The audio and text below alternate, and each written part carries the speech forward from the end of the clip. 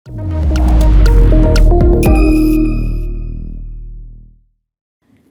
semuanya, Assalamualaikum warahmatullahi wabarakatuh.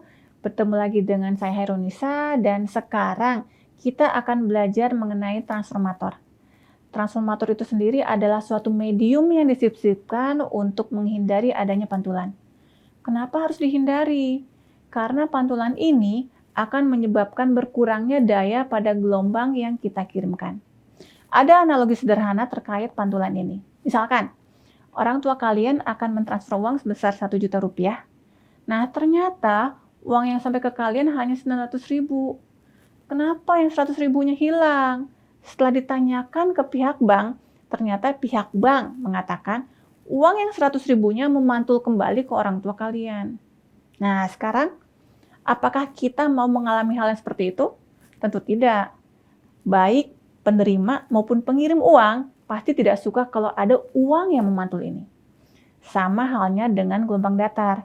Kita sebagai pengirim gelombang tentu berharap seluruh daya yang ada di gelombang datar bisa datang, bisa sampai semua ke tujuan tanpa ada yang terpantul. Untuk itu, kita perlu transformator. Nah, cara membuat transformator dapat kita saksikan di video berikut ini. Selamat menyaksikan ya.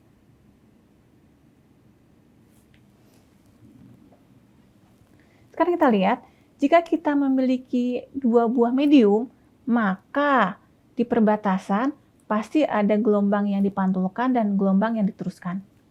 Dan seperti yang tadi saya bilang, kita tidak ingin ada pantulan gelombang. Untuk itu, perlu kita sisipkan suatu medium yang namanya transformator, di mana pertanyaannya adalah, jika kita ingin menyisipkan transformator, berapa tebal dari transformator tersebut, dan bagaimana dengan karakteristik dari trafo tersebut. Nah, sekarang kita lihat di sini. Pertama-tama, untuk mengetahui, untuk merumuskan persamaannya, kita tentukan dulu titik pusat dari tiap medium. Berarti di sini sekarang ada 3 buah medium. Ada titik pusat untuk medium 1, O1, ada OT, dan ada O2. Selanjutnya, kita hitung dari medium yang paling akhir, yaitu di medium 2, di mana Z-topi di titik O2 sama dengan eta 2, yang artinya dengan sifat dari Z-topi Z yang kontinu di perbatasan, maka Z-topi di titik OT sama dengan eta 2. Selanjutnya, kita hitung berapa besarnya gamma topi di titik OT dengan persamaan yang tampak pada slide. Dan dengan melakukan substitusi di mana Z topi di titik OT adalah eta 2, akan kita dapatkan persamaan eta 2 dikurangi eta T dibagi eta 2 ditambah eta T merupakan gamma topi di titik OT.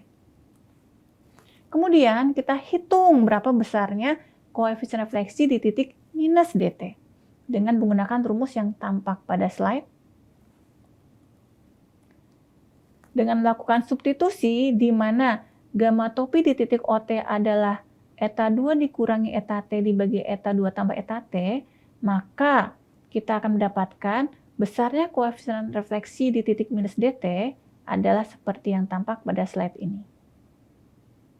Selanjutnya, kita hitung berapa besarnya Z topi di titik minus DT dengan menggunakan persamaan yang tampak pada slide, dan kita melakukan substitusi lagi di mana gamma topi di titik minus DT kita ganti angkanya dengan yang ada di hasil perhitungan sebelumnya, sehingga akan kita dapatkan persamaan sebagai berikut. Nah, persamaan ini saya salin lagi, dan sekarang kita lihat. Yang kita harapkan tidak ada pantulan di medium 1. Dengan kata lain, supaya tidak ada pantulan, berarti gamma topi di titik O1 harus sama dengan 0, yang artinya Z topi di titik O1 harus sama dengan eta 1. Sedangkan Z topi di titik O1 berdasarkan sifat kontinuitas dari Z topi Z sama dengan Z topi di titik minus DT. Artinya, Z Z-topi di titik minus DT harus sama dengan eta 1. Persamaan ini kita masukkan ke sini, sehingga pantulan akan terhindar kalau Z-topi minus DT sama dengan eta 1. Nah, sekarang bagaimana? Kalau kita menggunakan trafo yang tebalnya lambda per 4, berarti DT ini adalah lambda per 4. Nah, sekarang kita lihat, jika DT sama dengan lambda T per 4, maka sekarang perhatikan untuk bagian E pangkat J dikalikan 2, dikalikan beta T, dikalikan minus DT.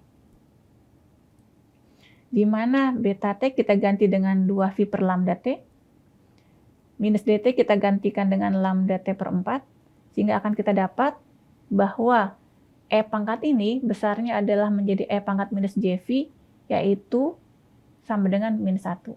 Dengan kata lain, persamaan di atas menjadi yang tampak pada slide. Kemudian kita lakukan perampingan, penyederhanaan, sehingga akan kita dapatkan bahwa eta 1 sama dengan eta T dikalikan dengan 2 eta T dibagi 2 eta 2.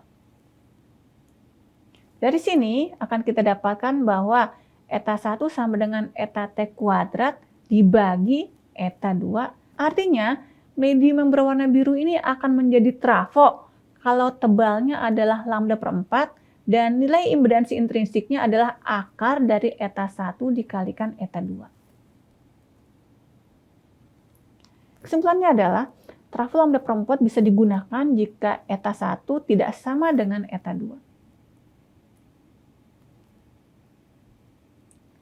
Berikutnya, kita akan melihat yang namanya trafo lambda per 2, di mana tebal dari DT adalah lambda per 2. Dengan melakukan substitusi nilai DT lambda per 2 ke persamaan E pangkat J yang ada di sini, akan kita dapatkan bahwa nilai E pangkat J-nya berubah menjadi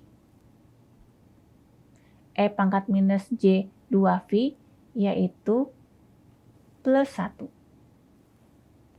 Dari sini, kita lakukan substitusi dari E pangkat J dengan menjadi 1, sehingga akan kita dapatkan persamaan seperti ini, di mana setelah kita melakukan perampingan, akan diketahui bahwa eta 1 sama dengan eta 2. Nah, timbul pertanyaan, apa maksud ini?